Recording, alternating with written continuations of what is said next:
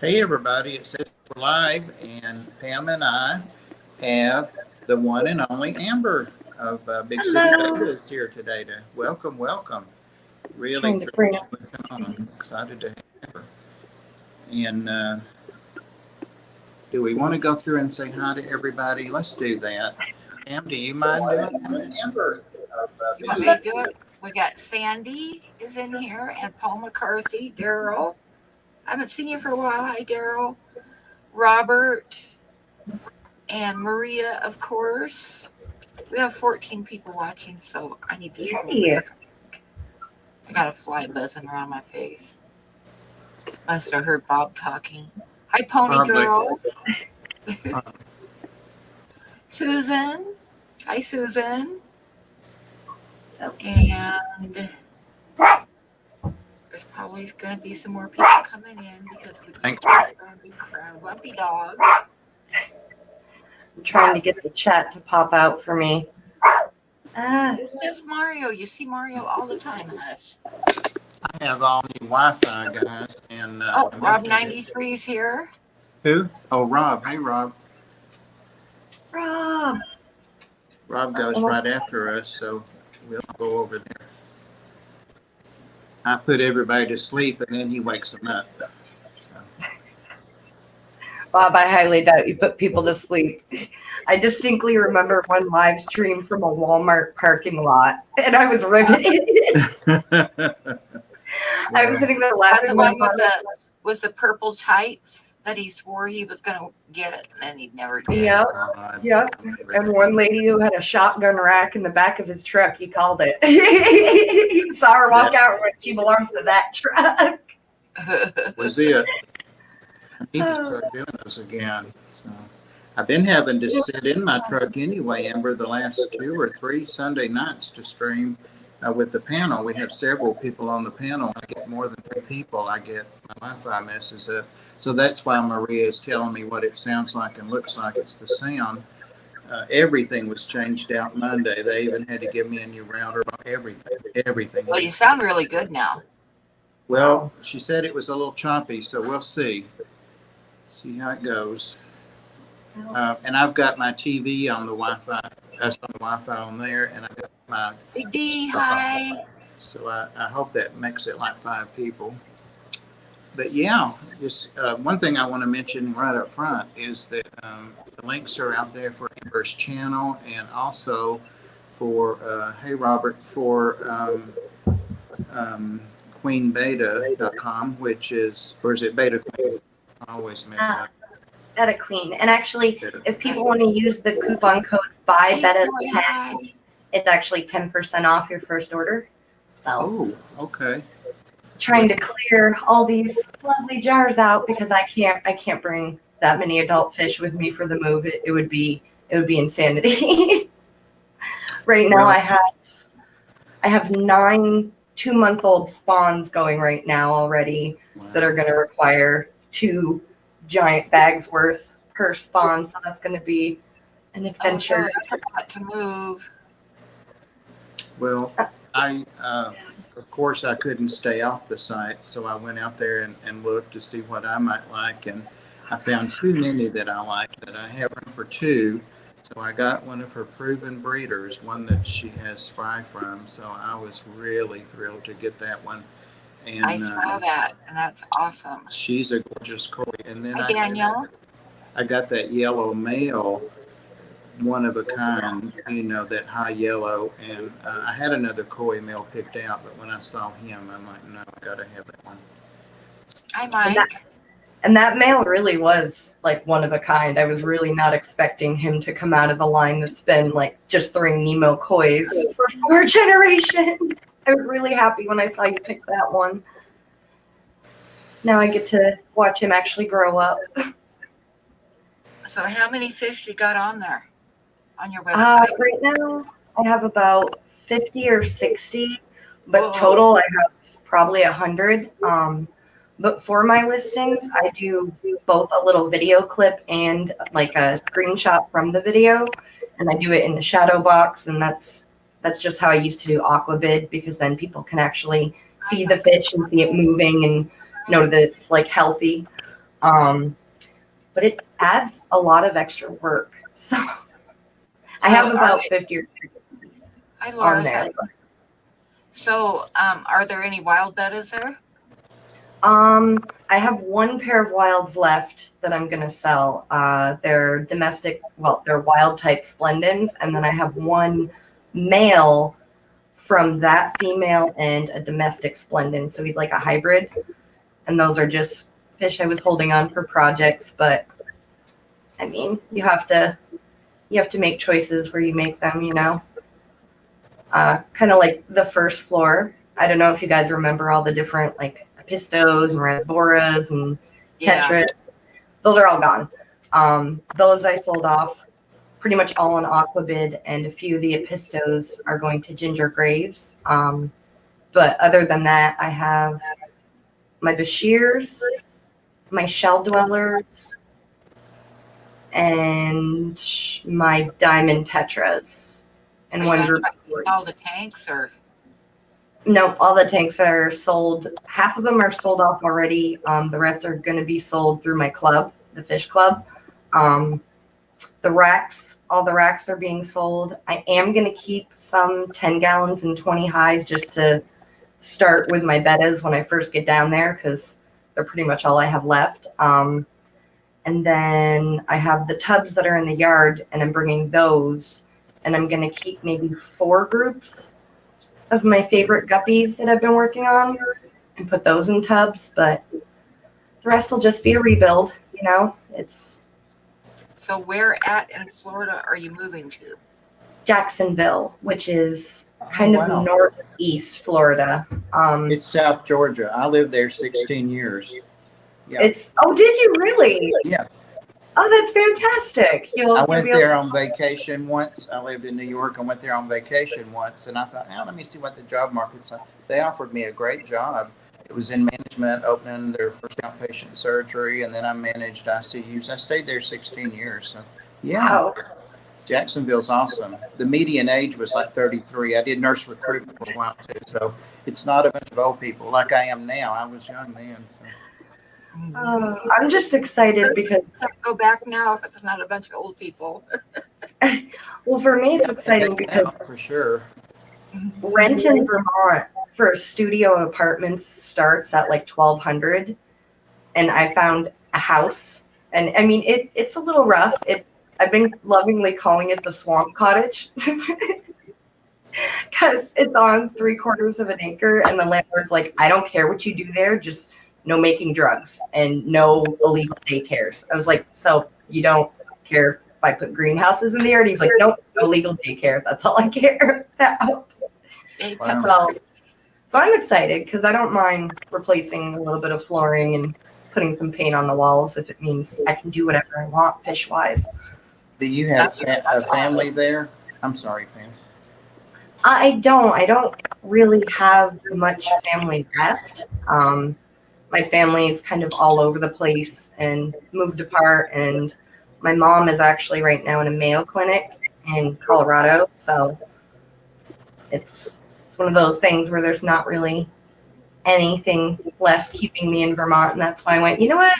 I think I'm just gonna go somewhere where I can have gardens year round and breed fish outdoors and pretend I'm actually in Southeast Asia running a betta farm. Well, there are lots of people your age there. They have 2 bases there. There's Naval Air Station, and I forget the other one. Nice. Yeah, so there's a lot to do. It's really spread out. The beaches are decent. So Yeah. I'm a homebody, but I am really excited I love kayaking. I've always loved kayaking. I grew up on Lake Champlain, and in Florida I can go freshwater kayaking or saltwater kayaking. I can take up paddle boarding. The amount of fish collecting is, there's a river that cuts through the back of the yard of the house I'm renting. It's like right on the St. Johns River. Oh my gosh, that's cool. Yeah, so I'm just excited because it's something I wanted to do for a really long time, and I never seem to be able to save up the money to do so in Vermont. And push came to shove, and it's like, all right, I can spend pretty much $9,000 or $10,000 to find another place and stay here, or I can spend 4 or 5 and get the hell out of here and start over and actually be able to do what I want to do. So I'm excited. It sounds Nervous. like you're like in the Riverside area, just off of Riverside, which is the old part of town. I redid a house there on Riverside and made a lot of money when I sold it. I put a lot into it, but Nice. cool. Yeah, it's So it's cool. right near like the historic district, I guess. Mhm. Yeah. There's like a lot of really nice houses, and then there's a lot of what I'm renting where it could use some love. People have those carriage houses and things they've redone, and they rent them out to students and single people like yourself, so. Yeah. And I get a giant screened-in porch to put all of the beer tubs that I want to turn into fish tubs. So I would love that. Just watch those gators when you're kayaking. The rivers are tidal. some of them are, yeah. They're Apparently near the house, there's an estuary that's protected from swimming because manatees give birth there.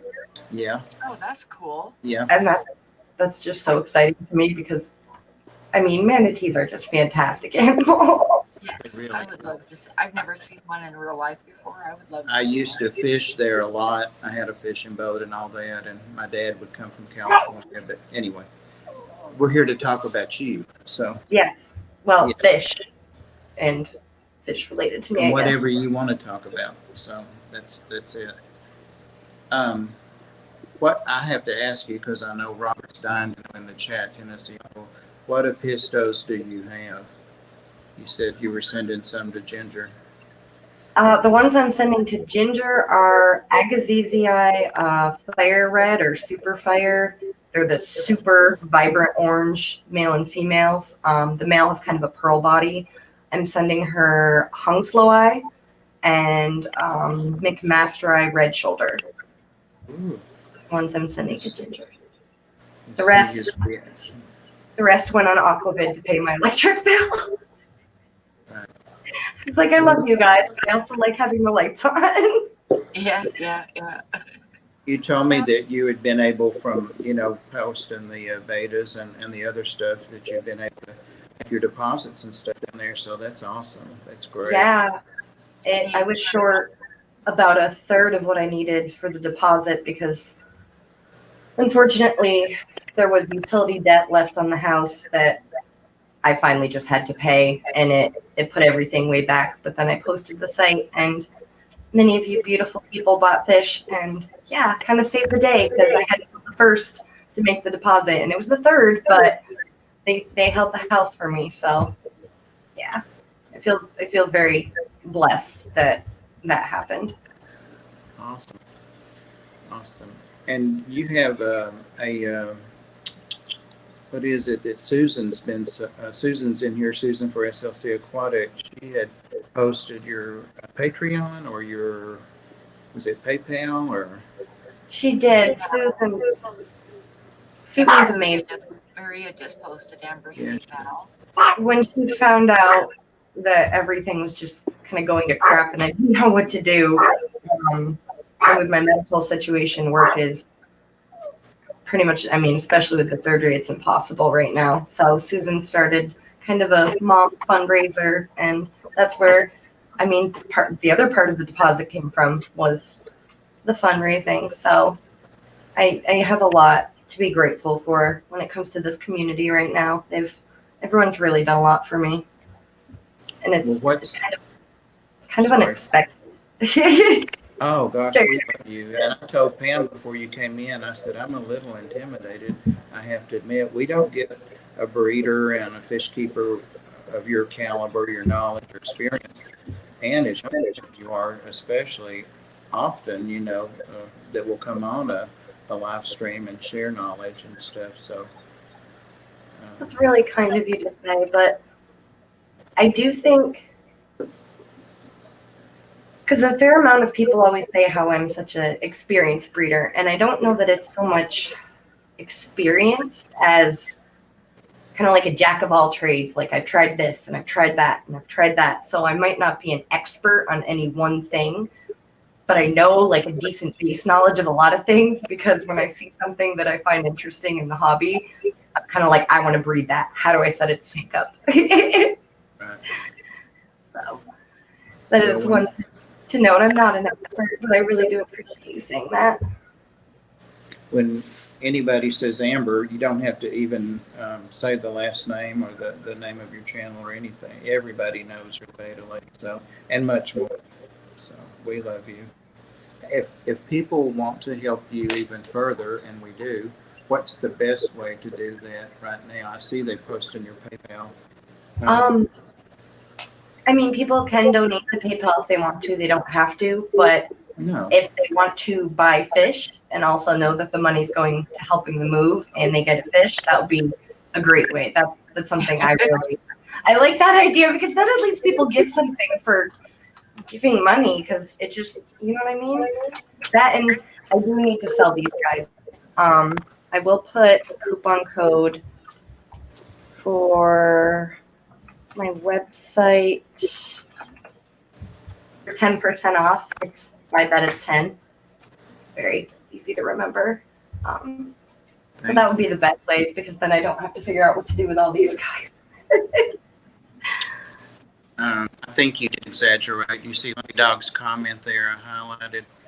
You said, Bob, it combined 300 years of fish keeping experience. I may have exaggerated just a bit. I think you did. Yeah, Pam, the computer can't protect him from that one. And I appreciate all the kind comments in the chat.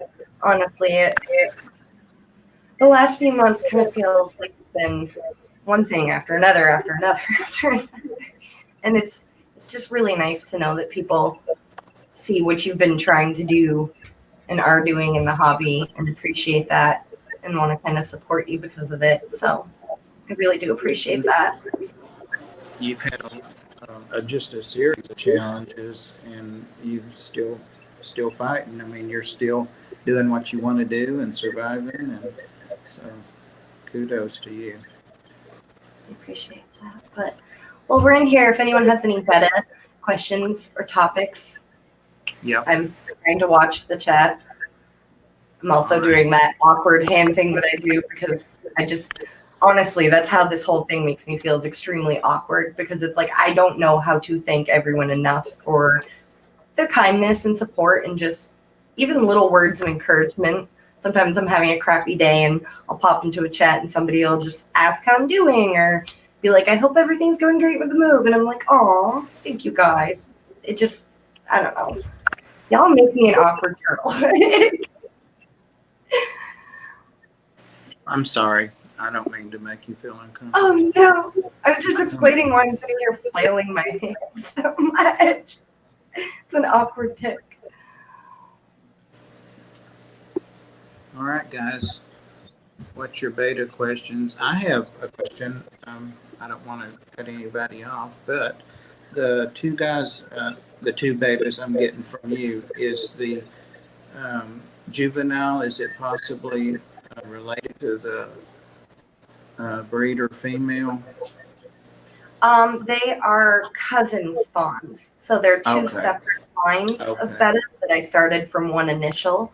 Right. So if you wanted to breed them, you would completely be able to, and they would probably give you just koi.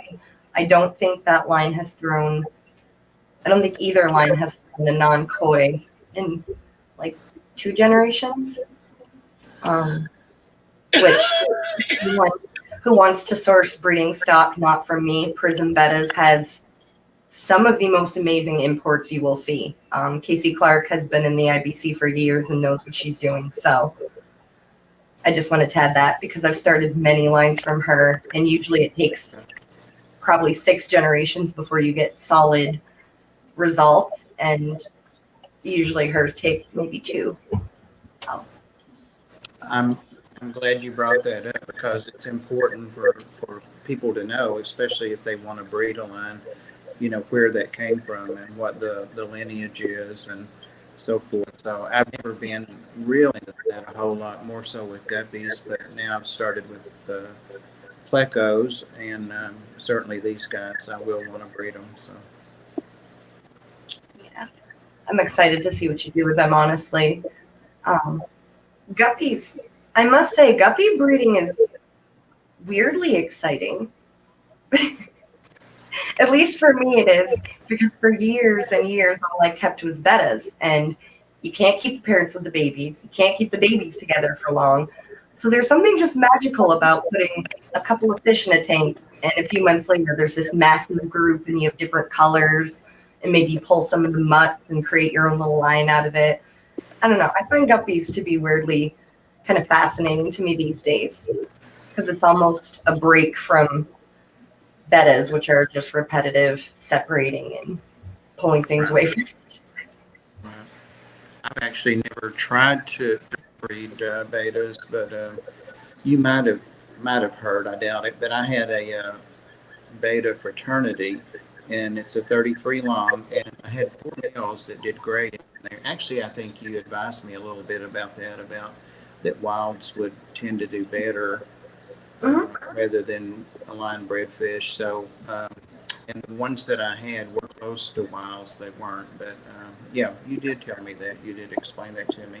But I made the mistake of pushing it and put a 5th one in, and it didn't work out. And then the 4th one I put in, I had to take it out too. So I only have 2 of them in there now. But I did get one of those, and I don't want to start a discussion on that unless you want to. The glow betas. I remember. And she spawned. I remember in your community tank that you had. Okay, yeah. Is that the mixed one you're talking about right now? No. She didn't make it that long. She did seem to have some health issues, but she did spawn, and the male, built a nest for her and blew them up there. But as soon as he did, the rainbows, I had them in with rainbow fish, and they ate, so which probably the best thing. Yeah, I think at some point most people that keep a pair of anything that breeds to the surface, kind of like angels or whatnot, has had the other community fish take out all their eggs. Gouramis too. Right. Never bred them either. Kept them on my list. Never had them breed them. They're the same as bettas, mainly because they're in the same family. They're both anabantids, and they're in the gourami family. So it's the same deal. They blow the bubble nest, and the female lays her eggs, and it's fun. Unfortunately, there are fish that I've stopped really working with, mainly because after 8 months of raising up fry, when you go to sell them and almost nobody wants them because gouramis are incredibly cheap and common, it can be really frustrating. Or when I worked with licorice gourami, it can be frustrating because you go to sell them or just unload them to a store and they don't even know what kind of gourami that is, like the Phoenix licorice gouramis. I had those for a while, and they were nearly impossible to get rid of because nobody knew what they were. Right. Oh, yes. They didn't know if they could sell them or not. Right. So I've been seeing those moonlight gouramis. In fact, I have 2 of them, but I think they're males back in the local stores around here. Beautiful. I wanted to get those back in the summer when I set up the 90. I think those are the most underrated gourami. They get 6 inches, and the males have those ventrals that are like, what, 10 or 12 inches long? They're crazy beautiful. They get big. It's funny how gouramis are, I actually think gouramis are one of the few families of fish where they can run from like a 1/2 inch all the way up to several feet. Aren't the snakeskin and giant gouramis like very large? The Zen Ginger's got a question there. Amber, alien betas, are they closer to line bred placats or to wild types? So the alien bettas were created. Okay, so the way bettas work, just a really quick thing for those watching and don't know, the way it works with bettas is we have what's called the domestic splendid, which is the fancy type, multicolored, that are always in the pet stores. That's what we know as the domestic betta. there's well over 100 different actual wild species that are very closely related, but at the same time not, to domestics. And that's because over 600 years ago, people took a specific group within that family of wild bettas and started crossbreeding them for first aggression, but later for color. So alien bettas are actually a domestic betta that they then took the same breeds, wild breeds that they used to create the domestic originally. So that's the Splendid complex. They took fish from within that complex, like Mahacaensis, Stikos, and I want to say Embellis, and mixed those together with a domestic to get the alien. So Okay. that's my best answer, because it's kind of 50-50 because domestics came from the wilds in that specific complex, but we're then adding more of that genetic pool back into domestic. So that's my best answer to that. About 50-50, I guess, is the answer. Well, I understand that. I mean, yeah. Good questions, Ginger. That was a very good question. Are there I just should any- mention that. Are there Sorry. any betta types that can tolerate room temperatures better than others? Yes, wild species specifically. So, like, again, just to clarify for those who don't know, domestic bettas are all domestics. Crown tails, half moon placotte, those are all domestic bettas. Those all like to be kept 78 to 82 degrees ideally. They're all domestics. But within wilds, most wild bettas actually like to be kept closer to low 70s to even high 60s. So, like, when I was keeping my largest collection of wilds, I had the room going between 69 and 73. And then when I wanted them to breed, I would bump it up to like 78, and that's the highest they ever went. So most wild bettas can be kept very well at room temperature. So that's the answer to that. It's pretty much all wild bettas can do well at room temperature. And in fact, just depending on what temperature you're keeping the room, you can keep domestics at room temperature. Like, my office is heated to 85 degrees. So, I mean, by that logic, it depends on what your room temperature is. That was a great question, Lumpy Dog. I was going to say, we should mention that Pam is doing her extra long marathon kind of live stream tonight. She's taken over Dan's slot nice. at 9 Eastern time to 10:30. And are you going to give us a break, Pam, like normal? Or keep A what? a break? Or are you going to keep going? I'll probably keep going. Good. Awesome. So we'll meet up at 9 back with Or Pam. we could do like a break in the middle, and I could just play my art. You could show your art or something like that. Yeah, and let everybody stretch and get coffee and stuff. Yeah, like the intermissions in the old movies, like Gone with the Yeah, Wind and yeah. stuff. I don't know. I'm She's- not old enough to remember those. Right. We had to go in grammar school down single file, like 4 blocks downtown, and watch it. And I'm like, really? We got out of class. That's awesome. But yeah, she's got giveaways, and the patrons have been getting emails in it, and she's got some cool ones in there, I can tell you.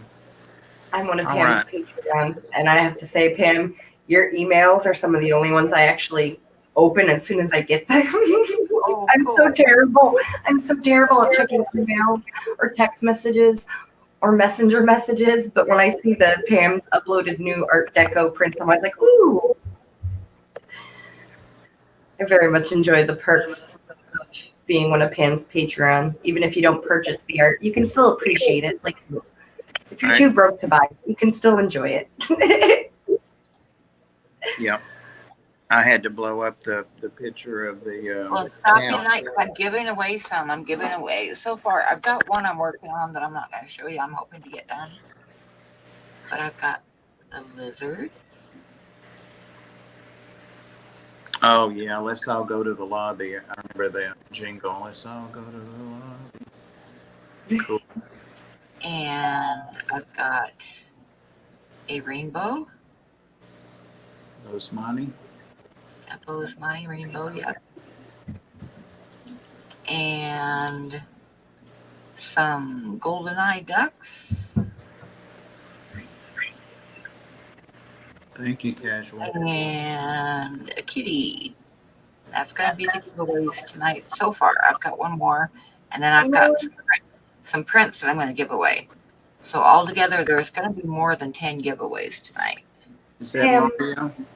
For as much as I appreciate and admire your artwork, it also at the same time makes me feel incredibly unaccomplished. I thought of you the other day when I was hanging out with my friend and her toddler, and he had me draw a cat. And I was looking at that cat, and I'm like, oh, Pam would die laughing if she saw this thing. It was. I never make fun of anybody else's art. No, but you would still silently judge me. Probably I was judging me. It was real.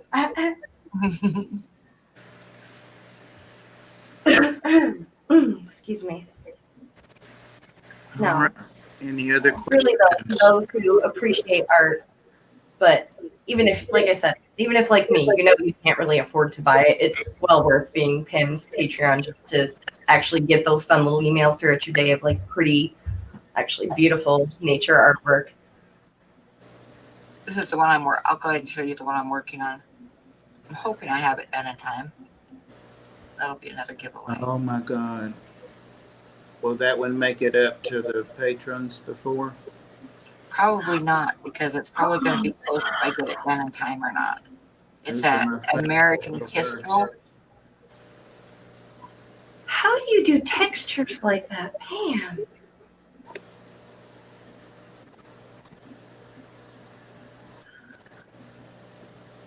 That's so nice. The lizard looked a little familiar. Yeah, it should have. It's my lizard.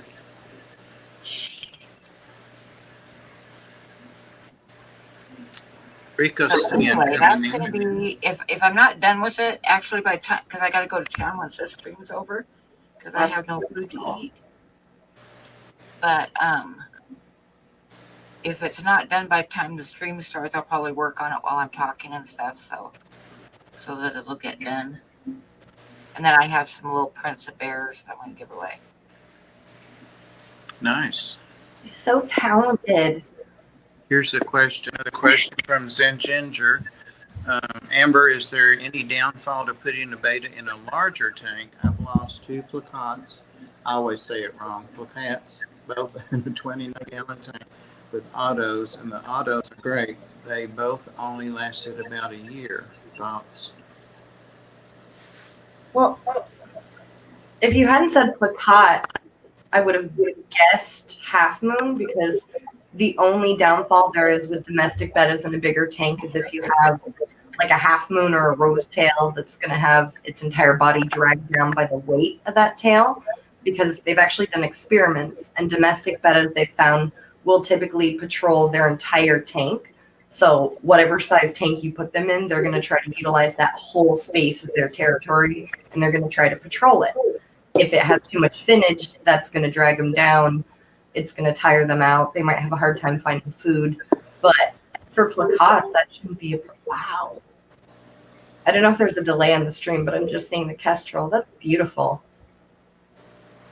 But that would be the only thing I could think of. I'm sorry, I can't be more helpful on that. Somebody asked something about. You just saw the kestrel? Uh-huh. Yeah, you do have a delay. A big delay. I'm watching it on.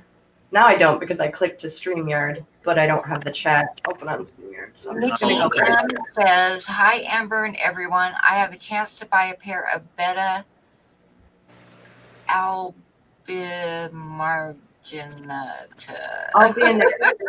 Albimarginata and Betta Dennis Youngai. Which of these two are most important to keep? If they're true Dennis Youngai and you can prove that they're that and not a Betta rubra, then those would definitely be the ones to go with. But they do look very similar to Betta rubra, which has like 7 sublocales to it. The way you can tell is if they have a very thin white line along the anal fin, and that's only going to be seen on the males.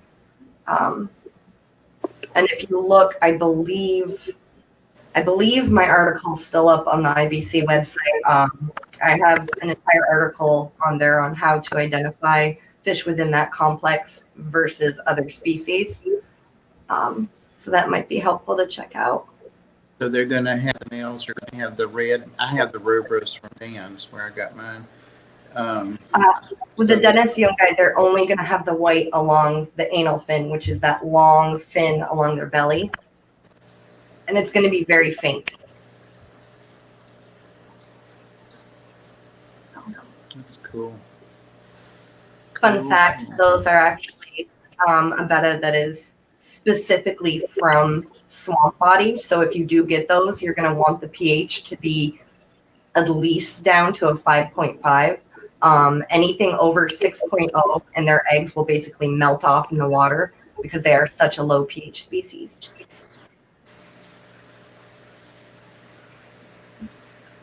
Sorry, I'm trying to keep an eye on chat. I'm historically bad at that.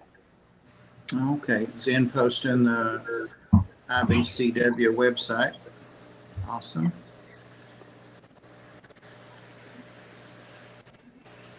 Ricky said bettas are his all-time favorite fish. Yep. A lot of people feel the same. Same. So oddly, my dream fish is not a betta of any species. Oh, really? Yep. I have this lifelong obsession with sturgeons. Growing up on Lake Champlain, you kind of see them all the time in the water, and there's just something. They're like swamp dolphins. They're just magical. I like fish. They get huge. They're such chill fish, and for the most part, they're like highly endangered, and they take years to grow to sexual maturity to breed them. I would love to have a giant pond of sturgeon someday. Cool. Well, where you're going, you might have the opportunity to do that. That For is true. That is true. Scary thought someday. Everyone's just gonna be like, what happened to Amber? And they're like, oh, she swam off with a sturgeon. She's gone to be with her. You're getting there early enough in the season that you may get a couple of hurricane scares too. When I first moved there, they had one that came within 50 miles of Jacksonville Beach, and I couldn't sleep. And they're like, we get these all the time, you know, and so I finally got used to that. But Yeah. it can be windy and rainy. Windy and rainy, I'm okay with. It's like natural disasters like fire. That's what scares me. That's a scary thought. Yep. My brothers in California, they got the landslides, the fires, the earthquakes, all of that. Thanks. No thanks. Yeah. Well, that is Yep, one I'm looking. nice thing about Vermont is we're typically kind of sheltered from not just even natural disasters, but like political issues that cause riots in other parts of the country. Here, there's maybe like a protest at the state house, and it's a peaceful protest. You have Bernie there, don't you? We do, and I love Bernie Yeah. Sanders because he actually he put it, and when he was first a senator for Vermont, he got it to be so anyone who's lived in state more than 6 months has health insurance. And if you haven't lived in state 6 months, but you are under 18, pregnant, or have a child under the age of 5, you automatically get health insurance, which is amazing. Yeah, he's the man. Well, guys, if you've got a question about bettas or other fish, she's not just an expert in bettas. She's bred a lot of fish and knows quite a bit about fish. Quite a bit. So if you've got any questions, please post them up. Hey, Matt. Welcome. That's reptiles and fish. Yeah. No, one thing I'm very excited to try, and this is the main reason I've wanted to move somewhere warmer, is raising bettas in tubs outdoors. I really think I'm going to That's see. an awesome project. You I could think like, I'm going you could to do like the smaller tubs too, and just have a whole line of them. That's what I'm thinking, because the house, the best part about the house is it has a screened-in porch on the back, like a big screened-in Oh, porch. awesome! So I'm going to do a bunch of the 20-gallon beer. I keep pointing because they're out in the yard right now. The like beer totes you buy at. Oh, I can't wait to see what you do with that. Yeah, I'm excited. It's always sad to close one chapter of like what you've been doing, and Right. a place that you On have one hand, situated. the porch might keep more bugs from falling in the water for them, but on the other hand, it'll keep any little nasty predators out of the water too. That's true. And I also have plans, because landlord doesn't care what I do. I want to get a small flock of chickens and ducks once I've been down long enough to like build out the yard a little. Oh, And I plan on doing what we always did when I was a kid, which is where you get one goose and you raise that goose up with your flock, and they become incredibly protective of the flock, of your yard. So I think that'll negate a lot of like mink and other little crawly predation that could happen. Yeah, But and snakes are bad about getting in water and eating fish. they are. And my favorite goose growing up killed many, many garden snakes. She would attack cats. It didn't really matter what it was if it came in her yard. it's kind of like having a donkey out in the field with the cows. They're just in the yard. Yeah. I did not know that was a thing. That's great that that's screened in. I know a couple people keep bettas outside, but a couple people tried it this summer and they disappeared. Bettas are so fearless and they're so curious. So if a bird or a possum, anything looked down, they would come right up and meet them. So Yeah, that's one of my favorite things to do with my baby betta tanks. And it's probably, somebody's probably cringing when I say it, but my hands are washed and clean. But I really love the fact that you can stick your hand in a tank and they'll all just swim up, and you can just kind of scoop up a little handful for a second and be like, look, it's like magic. you're getting excited now about getting those two. So, by the way, when are you shipping? Monday. Monday. I'm teasing. Yes. I always ship. If I receive an order after, and I think this is on my shipping info on the website, all orders that are received after a Friday get shipped out the next Monday, because I fast 24 to 36 hours before I ship, Gotcha. just so the fish, Gotcha. it's not good when they defecate in the bag. No. I'm still trying to decide if I'm going to put these guys in the they're a little over 4.5 gallon bowls. I've had real good success with those. And then I've got a bunch of the little 2.5 gallon rectangular tanks. But I'm thinking I'm going to go for the bowls. I like those better. They're double space. So. Those always end up looking so nice the way you do them.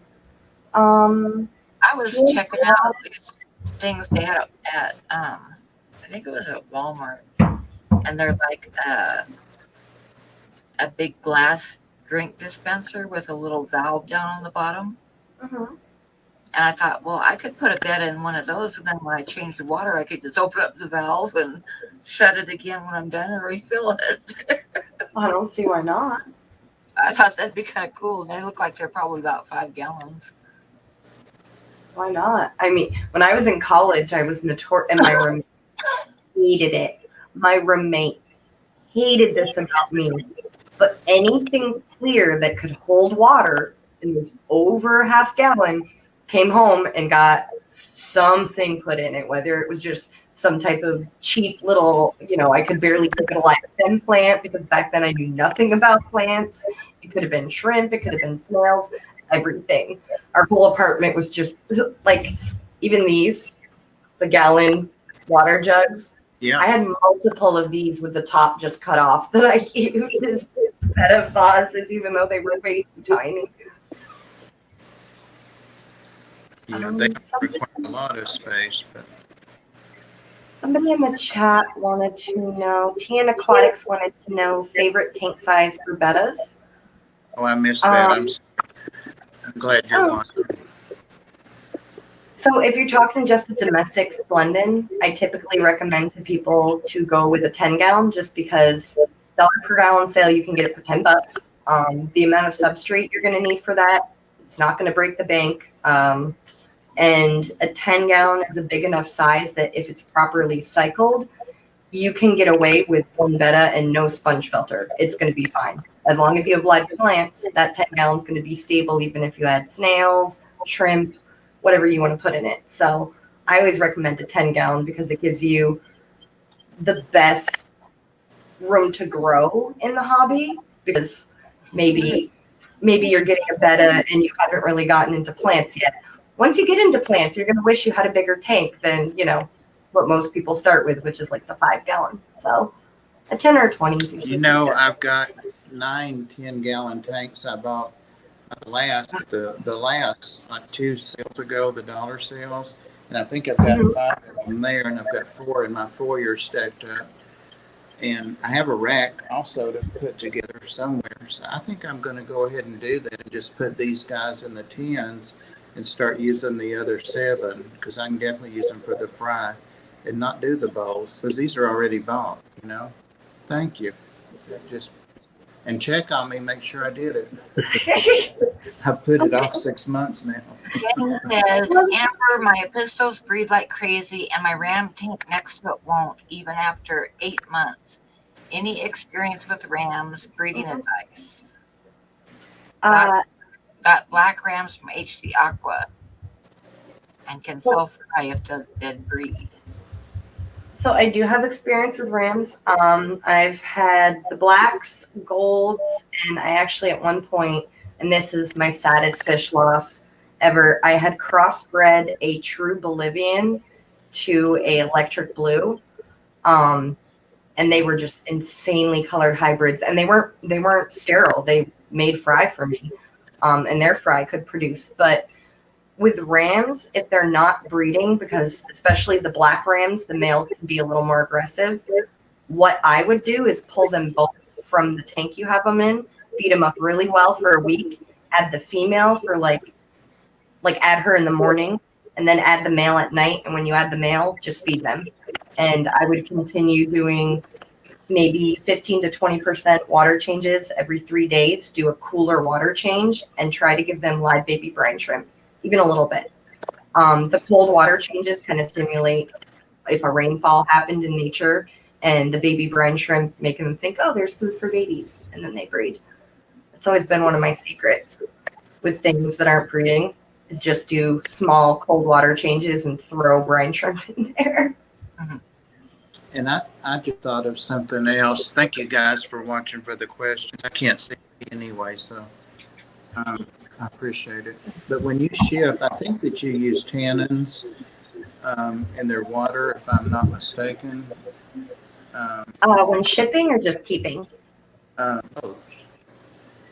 Yes, I like to keep them with tannins in the water, but realistically, when you have 200 in containers to sell, you can't do tannins for all those. But just in general for keeping, I do like doing tannins, and for shipping especially. A lot of people don't know this, but tannins have antibacterial and antimicrobial properties, so it prevents fungal and bacterial growth. It can also just in general kind of calm your fish down a little bit, and it makes ammonia less toxic. And what was the one other thing it does? Peanut. Remember? Yes, he's decided to join me.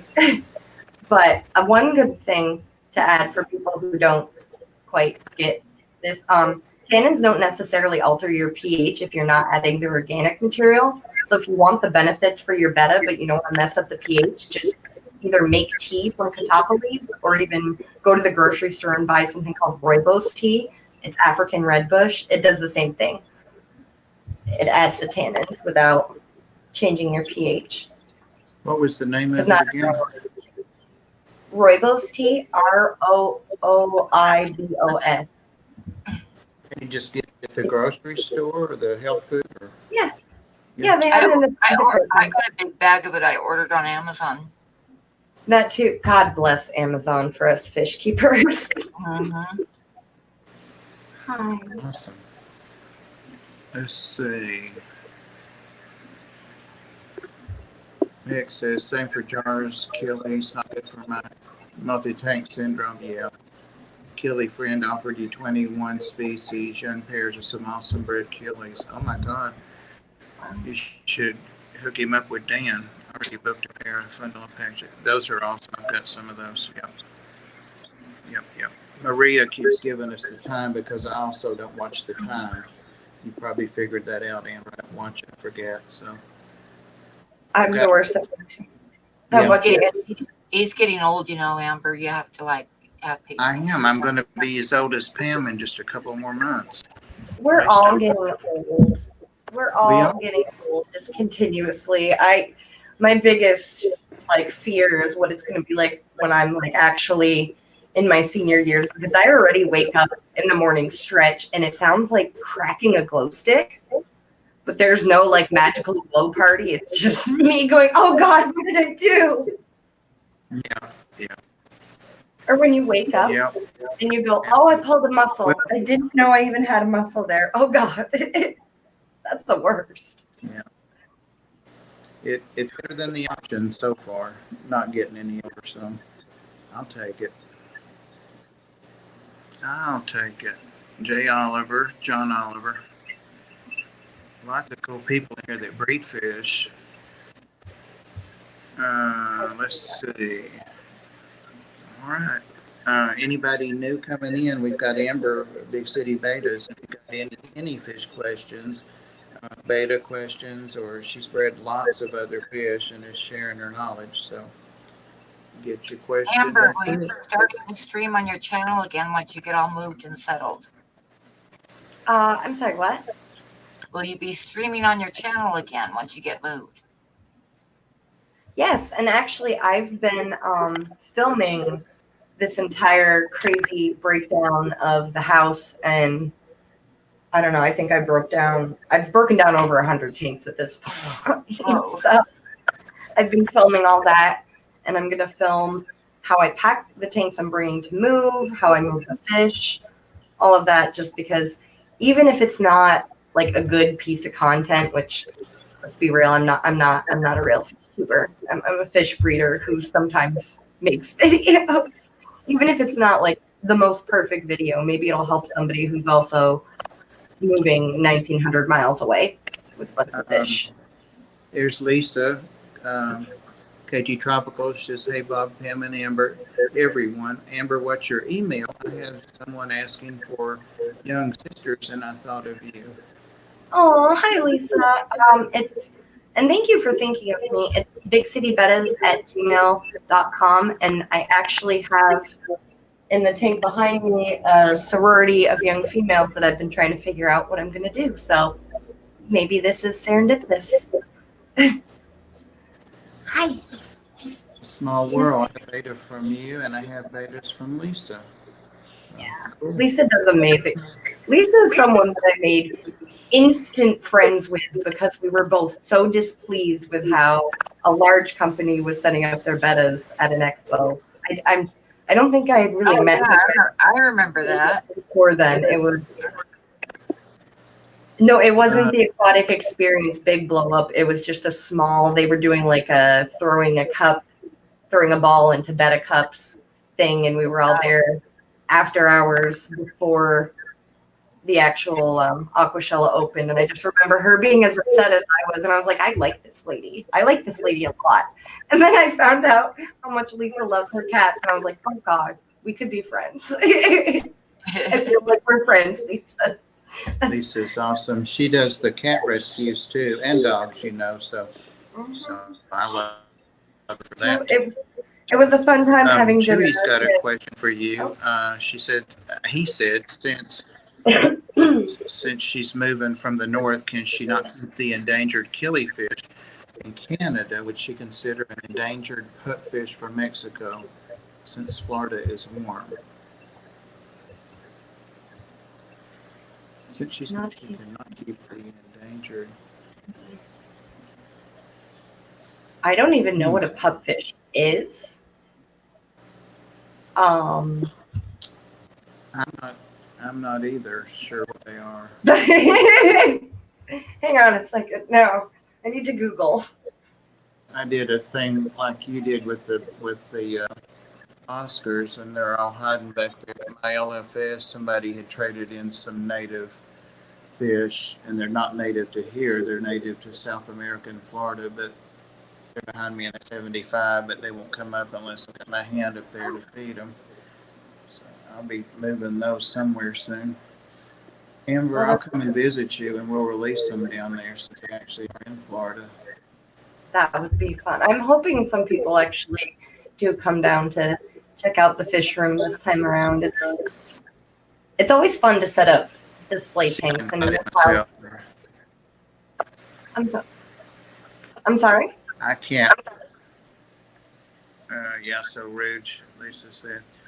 I can't wait to see the videos you're making now, because I followed that whole series where you were setting up the house you're at now and all that. I loved that. So I think we all would love to see what you're doing. Yeah, also, exactly. That'll be pretty awesome to watch. And when you're talking about doing the yard and the screened in stuff down there, you know, Susie Q, I know you follow her, Q Aquatics, she, has an outside garden. She's up there near you, or not quite as far north, but she does her streams out there. So that I would love to see some of that from there.